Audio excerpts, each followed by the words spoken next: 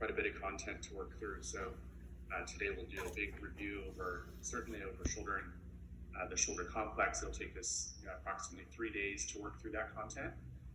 And we'll explore the movements of the glenohumeral joint itself, but also of the SC, AC, and scapulothoracic joints and how all the muscles coordinate that. We'll also look at shoulder impingement, which is the most common shoulder injury, and the mechanics that need to be in place to prevent impingement. But before we get started today, I just wanted to touch base again on the midterm. Actually, performance as a whole, and I know that doesn't always reflect individuals, was higher than typical, and it just shows me that this semester, you all in particular, but we just see kind of across the board, the engagement is really high and has really exceeded our expectations, especially moving to what a lot of us would consider less than ideal learning environment. Actually, the performance is at a level higher than we're typically seeing, and that's with keeping an exam rigorous and challenging, just like we do in a typical semester. So I'm really impressed by that as a whole. Now, of course, for everybody, and literally everybody, and that includes myself, we all have room for improvement in the second half of the semester. And so I really believe that learning is cumulative. It takes a process, and there's growth that happens with that.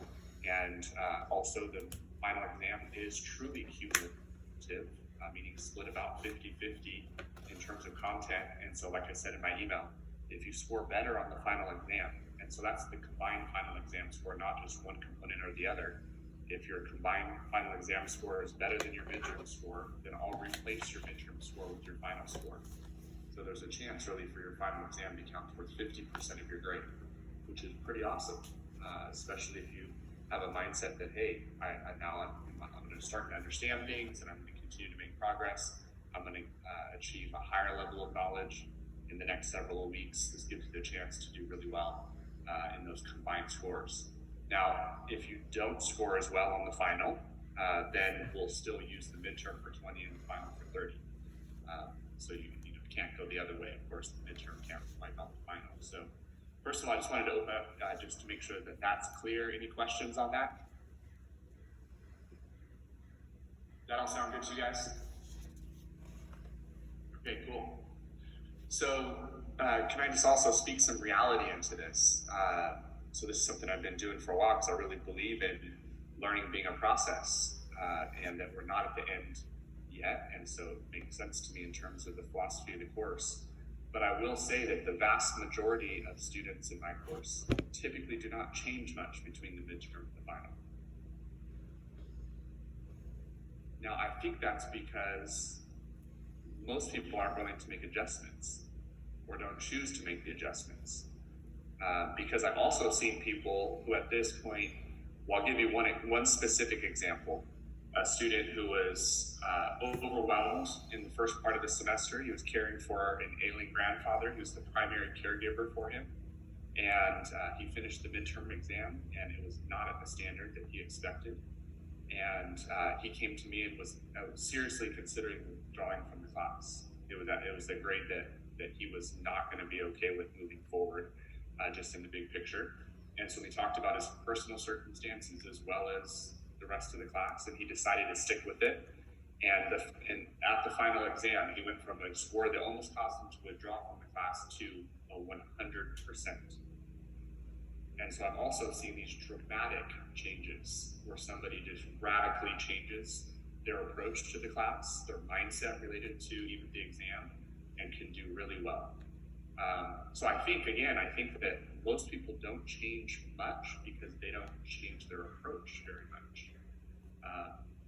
So again, if you're on this journey and you're wanting to make some adjustments, know that I'm available to support you through that, and definitely be willing to talk strategy about how to continue to improve, but would encourage you to also continue to utilize me as a resource, Josh as a resource, each other as an important resource. And I'm not sure how much you're connecting outside of class, but that can be a very valuable step in the study process. And then I just wanted to open up one more opportunity that I just learned about is the LEC has tutoring available as well. And Kira Knox is the tutor for this class. And so in addition to just being in direct contact with us in the context of the class, Kira has done really well in the major, and I think she could be a really good resource. I have Kira in my corrective exercise class, so I'll be sure to touch base with her. And because she isn't with us week to week, I'll make sure that if she has any questions that she can reach out directly to me and then get those answered to you, or put us back in touch to answer some smaller questions. So just know that just because she's not here on a day-to-day basis, her and I have regular contact and can be in touch about any content questions that might help you out. So you can go to tutortrack.apu.edu, select the tutoring center, and you can get signed up for appointments if you want some extra tutoring.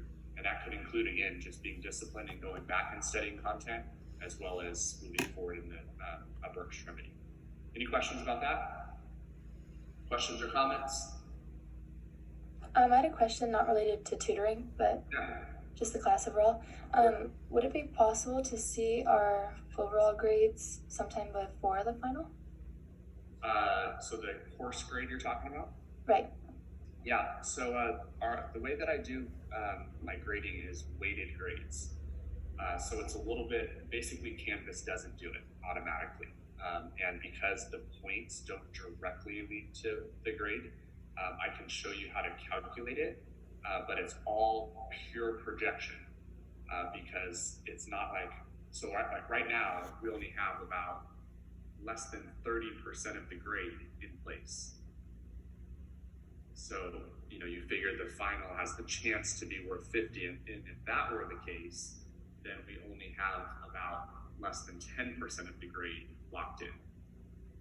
So there's still so much opportunity for improvement that it's almost hard to project at this point. So just to give you context, the final exam could count towards 50%. The throwing analysis is going to be 10%, and the final project is, I believe, 25%. And so you're looking at 85% right there that's still hanging out there in this semester. So sorry for the challenge of that, but it is a little bit tricky.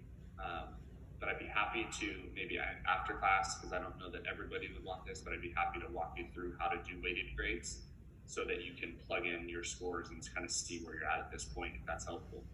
Happy to do that. Okay, thank you. Yeah. How many people would be interested in that, knowing how to calculate weighted grades? Like, I'm just trying to determine, is this worth me spending class period doing this? Kind of, sort of?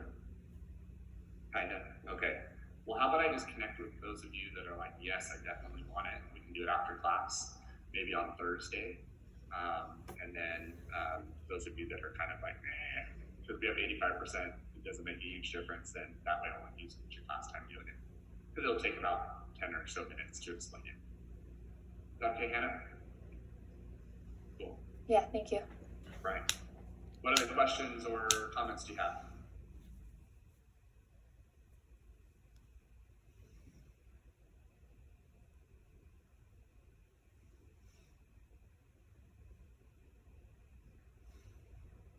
So I don't know about you, but 85% of the class left gives me some optimism to stay engaged. It's just really, you're still in a good place is what I'm saying. So no matter how you did on the midterm, you're still 85% of the class hanging out there. Still lots of opportunity to do well. And if you're already doing well, just keep the momentum going. No reason to take your foot off the gas and reallocate your studying somewhere else. Like, just continue to press in. Again, hopefully with the long-term goal that this is knowledge that you can potentially have for a lifetime. I just had an alumni get in touch with me. His name is Brian, and he's doing a sports product design program at the University of Oregon. And he's just saying that the information, he was in my Kines class, the information from Kines is directly impacting him positively just in his third week of classes, master's class. Hey, this is a really cool program. Actually, it's about sport product design. So this first semester, he's learning about kind of 3D design building. He's doing like a sewing class, essentially with soft goods. Basically, it's like, it's going to be the type of product developer that could work with Nike or could work with like Paralympic athletes to make modifications to equipment, and kind of the whole range of that. It's just really cool.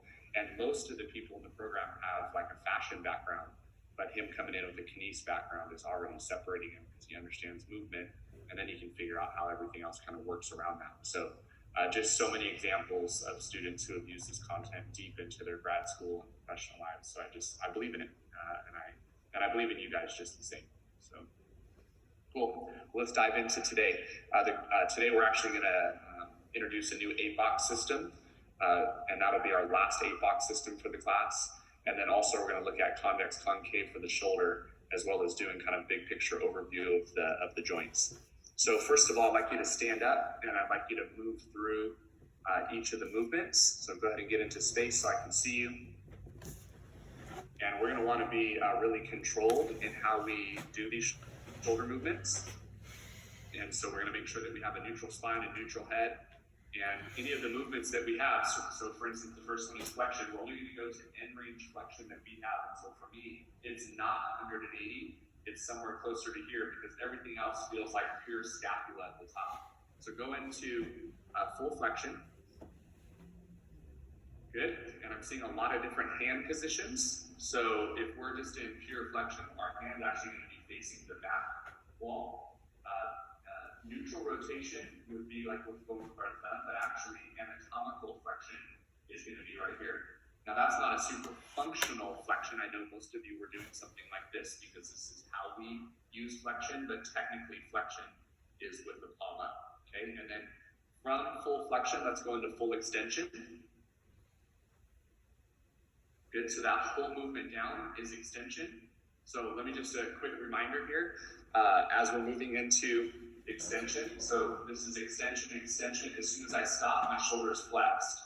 Remember the difference between position and movement. I'm extending, I stop, my shoulder is flexed. I'm extending, I stop, my shoulder is flexed. I'm extending and I stop, and now my shoulder is extended. Okay? Hopefully that makes sense. So anytime we break this neutral plane, now we're in extension. All right, let's do abduction. Face the camera and let's do abduction. Good. Figure out where end range is for you. So for me, it's somewhere about right here. Okay, more of a Y than an I. So right here. Good. And then adduction. Yeah, and a lot of you are hitting your side, but you have to flex some and come across the front to have full adduction. And so from about right here to right here, then our shoulder is adducted. Okay, so just this small range, kind of like extension. The rest of it, in a positional standpoint, would be abductive. Good, let's do internal rotation at neutral. So just like that. Okay, let's just go from neutral, so extended elbows, good. And then external rotation. Good, and just so you know, neutral in this case, neutral rotation is thumbs forward. Okay, so from there we would say internally rotated, and from there we would say externally rotated. Okay, now let's go into 90 degrees of elbow flexion. We can just do it on one side. And so this is neutral, thumb up, and our hand right in front. And so we have external rotation. Good, and then internal rotation, we're going to have to abduct, extend, and then fully internally rotate. So know that that's not pure isolated internal rotation. We have to go behind our back to get full internal rotation. Okay, and then we can go to 90 degrees of shoulder abduction and 90 degrees of elbow flexion. This is neutral right here. So then we go external rotation, and most people will be able to get to 90 or beyond. And then we have internal rotation, usually just shy of 90. The total arc of rotation is typically 180 degrees. But what I want you to do is put both hands out, or both arms out, and I'd like you to go into external rotation and see if you're symmetrical between right and left. So don't move in through your spine and scapula, just your shoulders. And you'll notice that I have a pretty big asymmetry. And this is because, I was a baseball player, overhead athlete growing up. And so you end up gaining external rotation on the dominant arm. Do you guys have the same sensation? I can't see it because you're facing me. Raise your hand if you have asymmetrical external rotation. Yeah, some of you do. Okay, and then if we were to go to the other extreme, now we go to internal rotation, and you'll notice that I have the opposite, because the total range is 180, but I have more external and less internal on one, whereas I have more 90 and 90 on the other. Okay, so the total arc is typically 180 degrees. Now, the one population that typically has a greater arc than 180 are water polo players, because they have that big internal rotation from swimming, but they throw a ball, so they end up gaining internal and external, so their arc tends to be larger. Whereas like baseball throwers, volleyball players, they tend to gain external and lose internal as their range of motion expands. All right, and then the last one we're going to do is horizontal adduction. Comes across the body just like this, and horizontal abduction out to the side. And again, just make sure that you find that kind of stopping point of where then it becomes pure scapular retraction. We don't want that range, so we're probably going to finish somewhere just beyond 90 degrees here, and our neutral is right out in front. Okay, so abduction and adduction, that's horizontal, so we always have to put an H in front of it when we're abbreviating. So just know that in our order of analysis, we're always going to do sagittal plane, then frontal plane, then transverse plane, and we're always going to put the horizontal last. Okay, so now we need to differentiate between adduction and horizontal adduction, because these two will never happen at the same time. And so let me give you some cues to work with. And if you want to sit down, you can write down these cues, might be helpful. So when we look at the frontal plane abduction and adduction, so we see that adduction is we're coming towards the midline, and we're coming towards our near side pocket. This is a good way to think about it. My hand comes to my same side pocket. The other way I can think about it as I adduct is this is a scooping motion. If you watch me doing it, this is a scooping motion. Okay, but the key thing is I'm moving down towards my near side pocket. Now, another thing that gets confusing for a lot of people is they start to see the movement up here, and the arm is coming back to the midline, but that is not adduction. Okay, so abduction is the upward movement, and adduction is the downward movement. So if we're going up away from our body, that's abduction. If we're going down towards our body, that is adduction. Near side pocket, scooping motion. Okay, that's different than our horizontal adduction, and our horizontal is going to go across our body. Okay, we have to realize that the shoulder moves in 3 planes a lot, so sometimes it might look like this in this slashing motion. So that's another thing it might look like, is a slash. And my hand is going to go to my opposite side pocket if I'm going down and across. So this is not pure horizontal adduction, but it's going to get me to my opposite side pocket, not to my near side pocket. Okay, it would also be my opposite shoulder if I'm going up and across. Okay, so we're going to describe one or the other, but not both. We'll never have adduction and horizontal adduction at the same time. Now, in a movement analysis, one could come right before the other, or vice versa, but we're never going to describe both at the same time. Okay? Any questions on that? From horizontal adduction and abduction, how can we not confuse it with like the diagonal abduction with like when you're saying going across? Yeah, so this is a good question, and the book includes the diagonals, but diagonal movements don't exist, so we're ignoring those. We're always going to look at it as a biplanar or triplanar motion. So if I don't put rotation into it, so Jack, if you watch this one, I'm going up and across. That's going to be flexion plus horizontal adduction. So it's a 2-planar movement. If I were to rotate, then I would add in the rotation.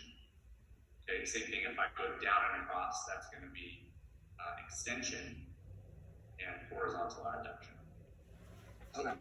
We wouldn't call it diagonal, we would just describe the 2 motions that make up the diagonal. Got it. Great question. Yeah.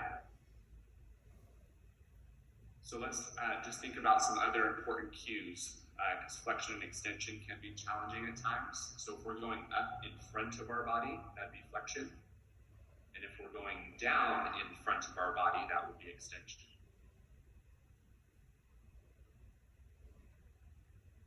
Up to the side of our body, abduction.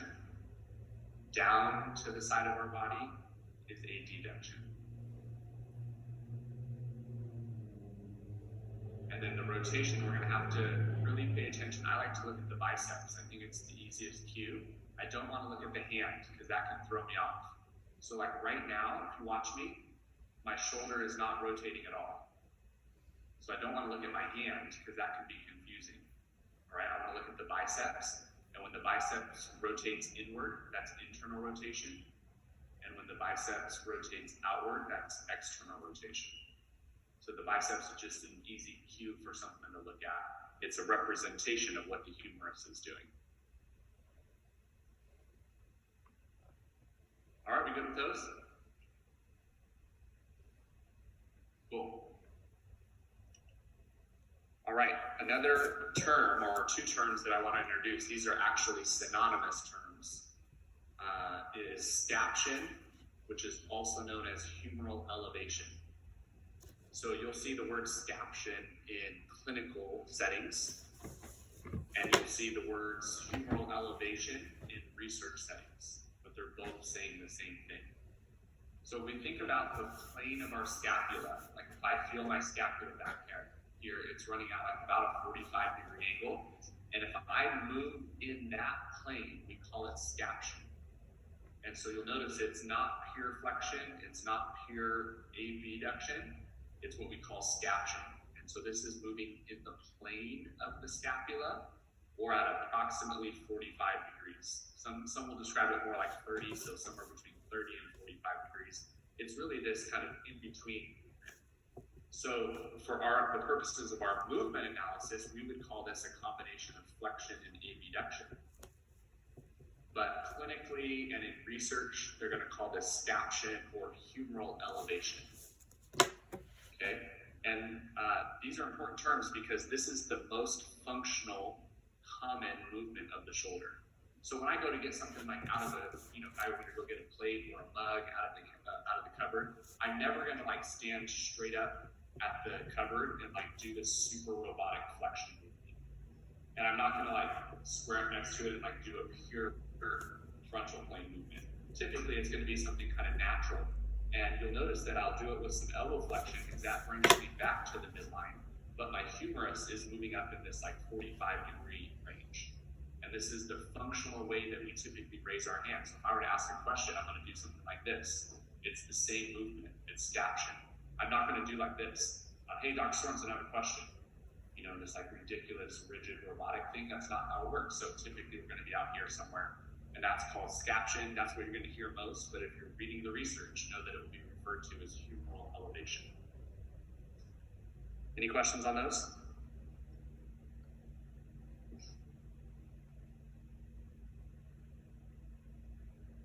So you'll notice that each of these terms are opposites, but just want to clarify that scaption and humeral elevation are actually the same thing. They're not opposites. Okay? Cool. So what I'd like you to do is I'd like you to analyze this exercise, and I want you to analyze the left shoulder, and I'd like you to analyze the movements of both the rising phase and the lowering phase of this exercise.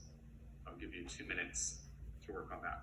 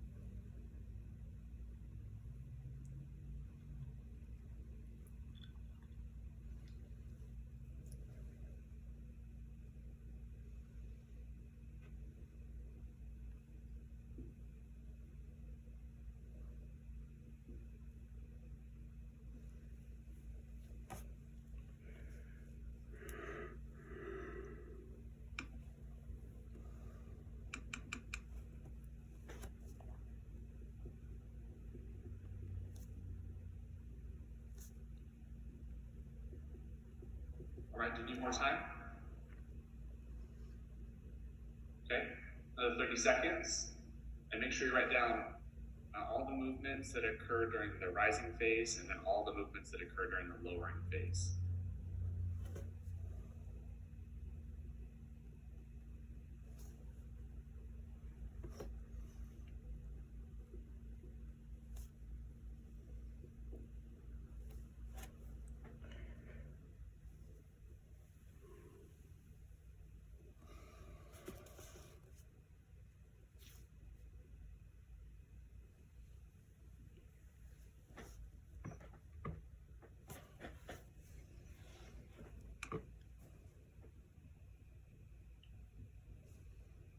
Also, you guys have this picture in your notes, right? Your slides?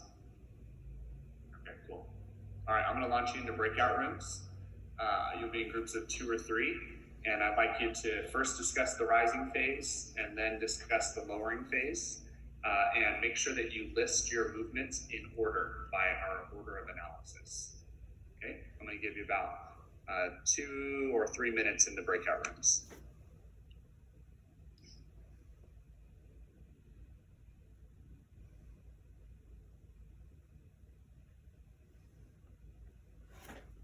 Hey guys. Hello. Hello. Dude, this was hard. Yeah. Okay, so for the rising phase, I had in the sagittal plane it was flexion, and then in the frontal plane I don't think it was doing anything, but I could be wrong. And then in the transverse plane I had horizontal abduction adduction for the left shoulder. Huh?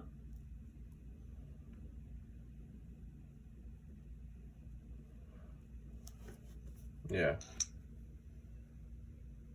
What did you guys get?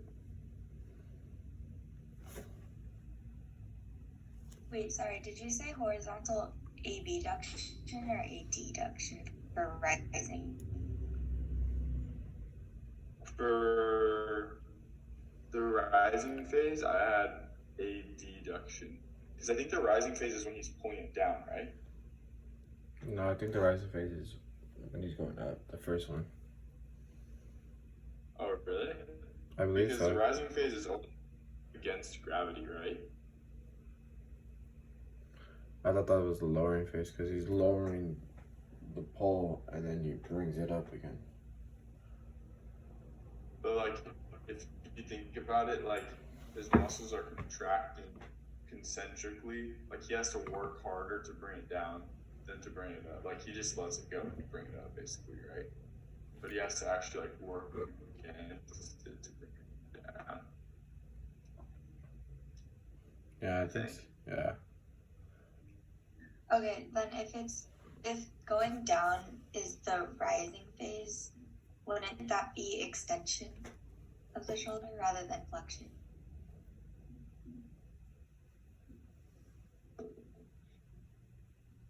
Oh yeah, you're right. Because this is flexion, huh? And this is extension. Yeah. Yeah, you're right. Okay. This is so confusing. Wait, so what did you have then, Kenna? I had I put the wrong rising phase, but I put flexion and horizontal abduction together, and then extension and abduction. I also put an external rotation and internal rotation, but I highly doubt that's right. Okay, yeah, it definitely could be. I have no idea. Alright, see you guys. See ya.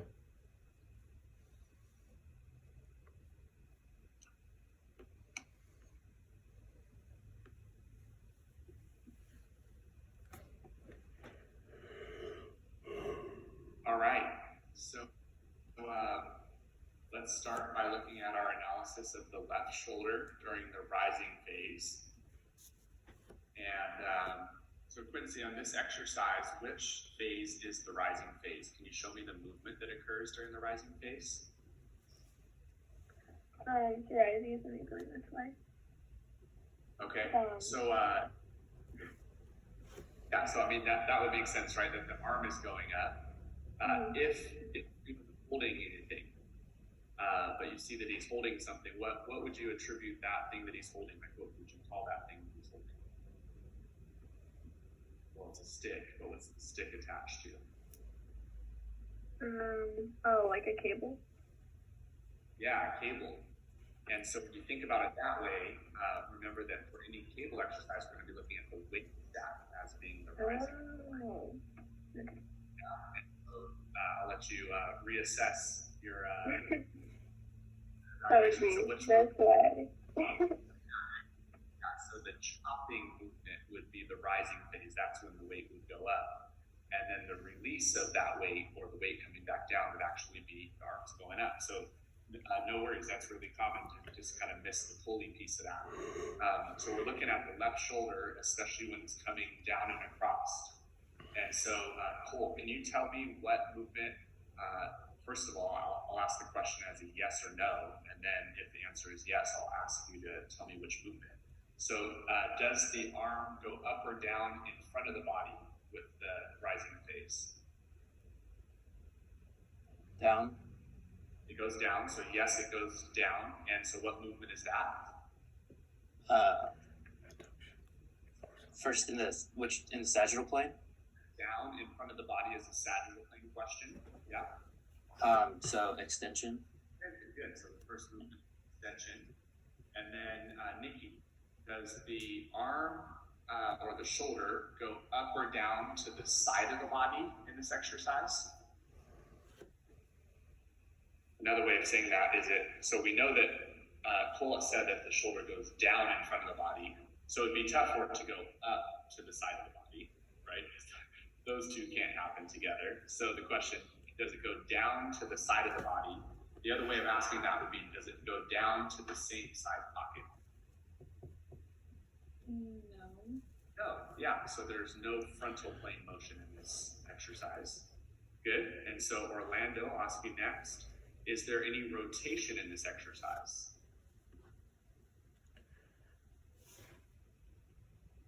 Yes.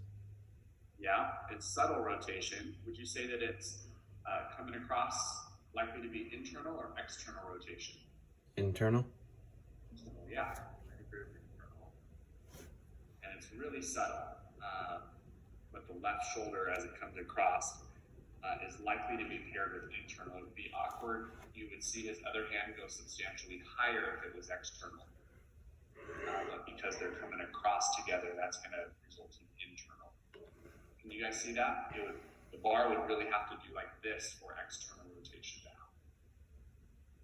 Okay, that one's subtle though, but nice job, Orlando. And then Emma, is there any horizontal motion in this exercise? Yes, because he's moving down towards his opposite pocket across his body, which is horizontal adduction. Good stuff. Yeah. So our three motions are extension, internal rotation, and horizontal adduction. And we would always write them down in that order, and our analysis would always be in that order. Okay? Good stuff. And then the rising phase would be the opposite three. So we have the shoulder movement up in front of the body, that's flexion. We do not have frontal plane. We're going out of a slash, or we're going an upward slash. So that's going to be horizontal, so we'll ignore the frontal. It's going to be in external rotation on the way up. So flexion, external rotation, and horizontal abduction. To round it out as our final three. So that's the lowering phase. The lowering phase, yes. The arm is moving up, but we're really paying attention to the pulley, and in this case, the weight stack would be going down as the bar is controlled upward. So you said that in pulley exercises, we're always supposed to look at the motion of the pulley to determine rising and lowering? Yeah, and I think specifically it's best to think about the weight stack as what is moving against gravity. So the pulley itself represents either a band that's getting tight, that would be like the weight stack going up, or I really like a cable pulley in that order to look at the weight stack. Thank you. I think I've heard that from last time. Good. All right. So the next thing I'd like you to do is to analyze 4 movements. I'm going to throw you into breakout rooms. So do you have these 4 listed in your slides? Yeah. Lateral raise, push up, bench press, overhead press. Are those all accurate in your slides? Okay, cool. So I'm going to put you back in the same groups. First of all, I'd like you to determine which simple shoulder motion is occurring. So one plane, only one plane. And then I'd like you to determine which phase is rising and which phase is lowering, and what plane and axis does this occur in and around. Okay, so movement, plane and axis, and phase. And let me just show you the exercises. So lateral raise, we have dumbbells in our hand, we do something like this. Okay, a push-up, I'm gonna have you do a push-up with the elbows in tight. Okay, so the elbows are in tight, they're not gonna be out here like a classic push-up, they're gonna be a really narrow push-up. Okay, bench press, I want you to have dumbbells, and I want you to push them together. Okay, and then overhead press, it's just gonna be like this. Okay, so I'll give you the chance to work on those movements, planes and axes and phases. We'll shoot for about 4 minutes.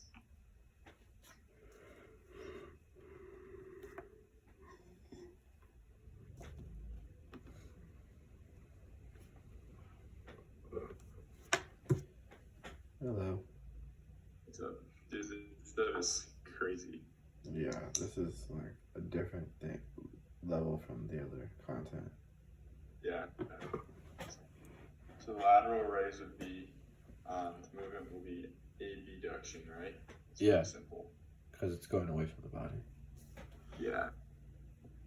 And then the plane would be, it's in the frontal plane, right?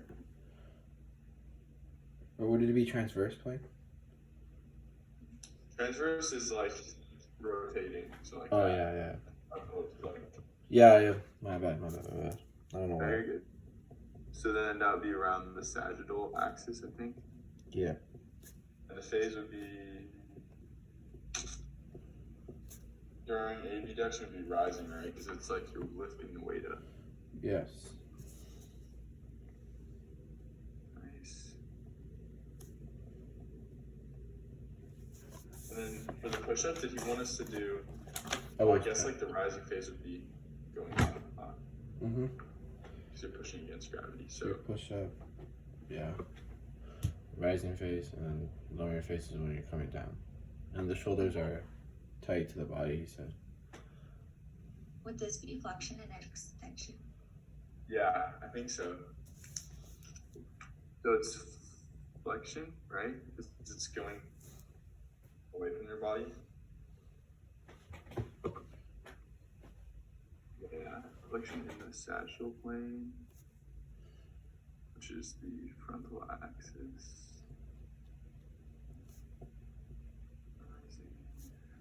Nice. And then what's next? Bench press.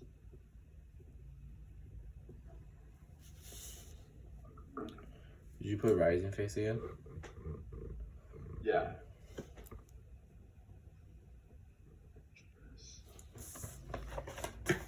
That's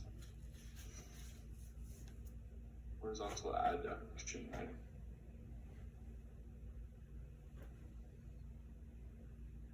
Because it's like, imagine if your arms were just straight the whole time, you would be doing that, essentially.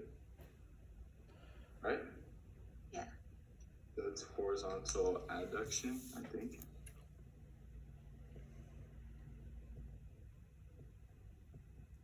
Which is in the transverse plane. Longitudinal axis. And then we can also just say that's rising.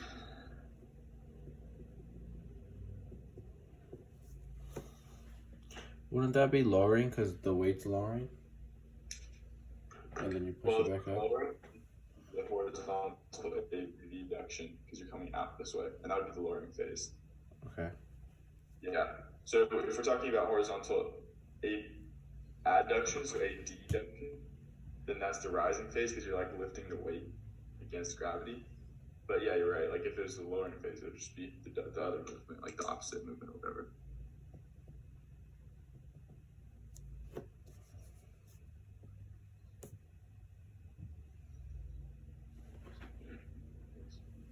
One more minute, we got this.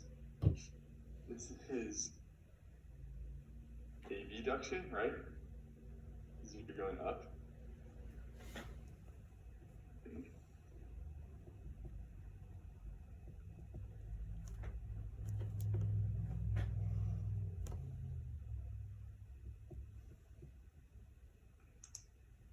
Right?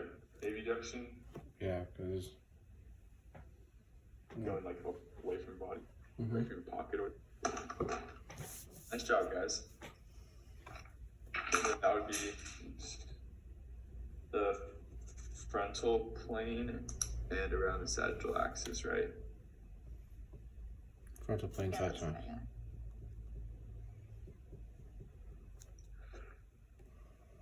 Sweet.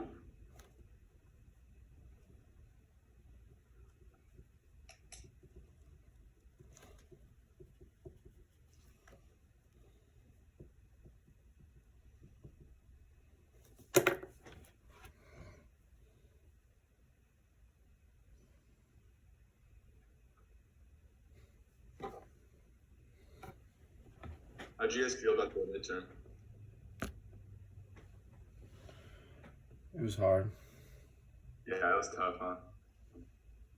I definitely did better on the lab practical than Yeah. like actual midterm. Oh, really? I did way worse than the lab. I did better on the lab than the actual practical too. Really? That's crazy. Yeah, it was hard. It's probably one of the hardest tests I've taken, like, in college. Most definitely. That's crazy. Alright, see you guys. See ya. Nice work.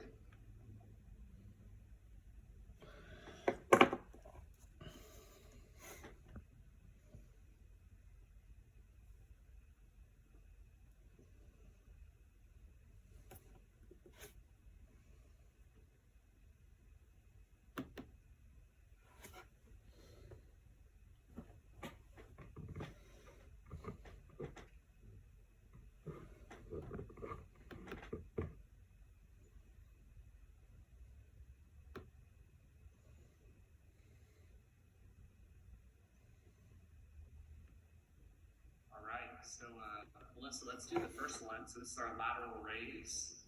And I'm just going to show the motion a couple times. So A and B, which one is the rising phase? A. A. And what movement is this? Abduction. Good. Yeah, it's pure abduction. So rising phase, abduction. What's the lowering phase? Adduction. Good. And what plane is this in? The frontal plane. Good. And around which axis? The the sagittal axis. Sagittal axis. Good. Yeah, there we go. So frontal plane, sagittal axis. That's the only way that ab and adduction can occur. And then we have our rising phase AB, lowering phase AD. Really nice job. Cool. Joshua, let's do the push-up next. So let me just show you the push-up.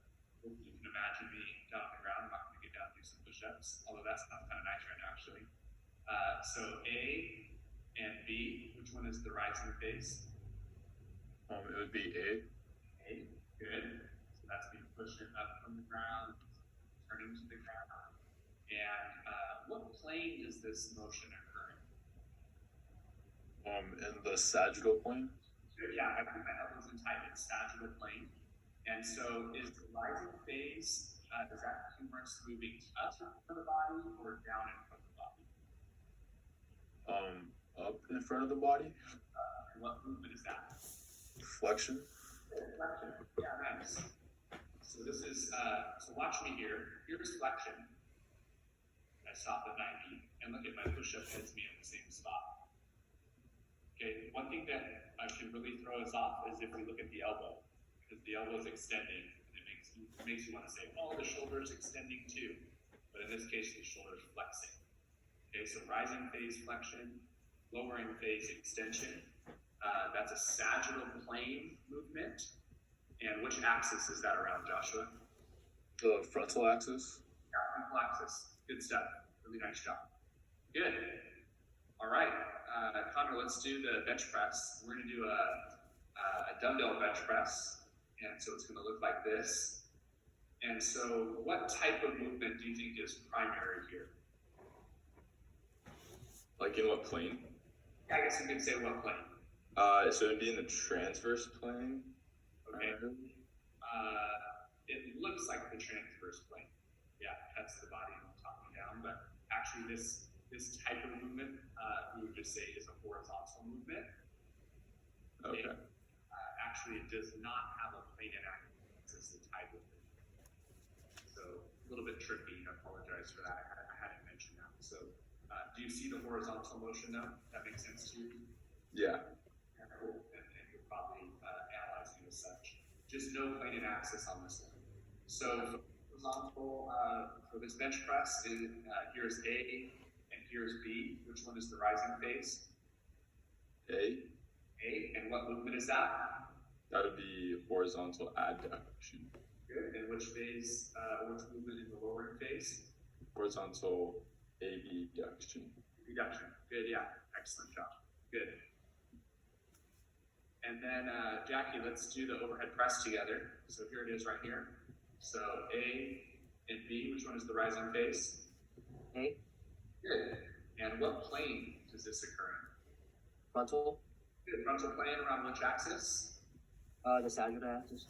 Good. So we know it's going to be either AB or AD duction in these movements. So the rising phase is which one? It's AB duction. AB duction. Good. And lowering phase? AD duction. Good. When we're moving up to the side of the body, that's AB duction. When we're moving down to the side of the body, that's AD duction. Really nice job. Good. So again, sometimes it can throw us off if we look at the elbow. The other thing that can throw us off is it looks like the humerus is coming towards the midline. And so if we use that simple definition, we can get thrown off. So remember, up is either going to be flexion or abduction, and down is either going to be extension or adduction. When we think about the movements that would get us up or down. Okay, good stuff. Any questions on those? For the bench press, did you see that there's no plane and axis? Right. Yeah, the horizontal movements are not tied to a plane and axis. Okay, thank you. Yeah, no problem. Any other questions?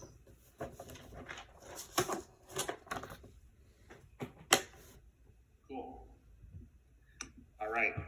Before we dive into our acceleration deceleration APOCs, let's take a 5-minute break. We'll come back at 9:18.